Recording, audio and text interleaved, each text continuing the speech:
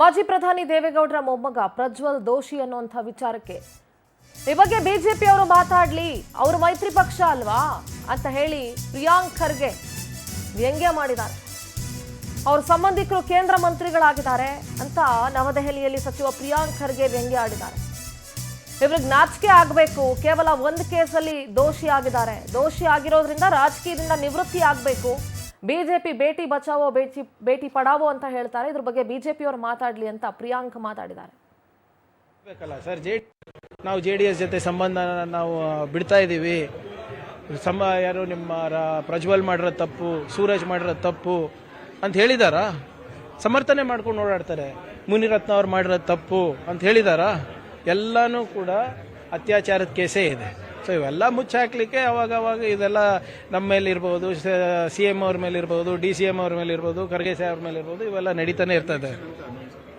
ಅದೇ ದೋಷಿ ಅಂದರೆ ಇನ್ನೇನು ಈಗ ಅವರು ಉತ್ತರ ಕೊಡಬೇಕಲ್ಲ ಸರ್. JDS ಅವರು BJP ಅವರು ಹೀಗಂತ ಹೀನಾಯ ಕೃತ್ಯ ನಡೆದಿದೆ. ಅಲ್ಲಿ ನಾಚಿಕೆ ಬರಬೇಕು.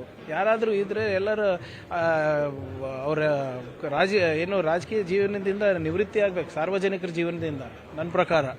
ಯಾಕಂದರೆ ಇದೇನು ಒಂದಲ್ಲ ಎರಡಲ್ಲ, ಇನ್ನು ಒಂದು ಪ್ರಕರಣದಲ್ಲಿ ಅಷ್ಟೇ ಇವತ್ತಾಗಿದೆ ತೀರ್ಪು ಅಂತ ನಾನು ಭಾವಿಸ್ತಾ ಇದ್ದೀನಿ.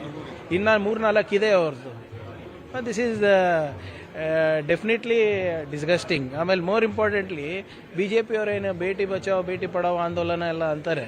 ಏನು ಮಾಡ್ತಾ ಇದ್ದಾರಪ್ಪ? ಇದ್ರ ಬಗ್ಗೆ ಉತ್ತರ ಕೊಡಲಿ ಅವರು, ನೋಡೋಣ.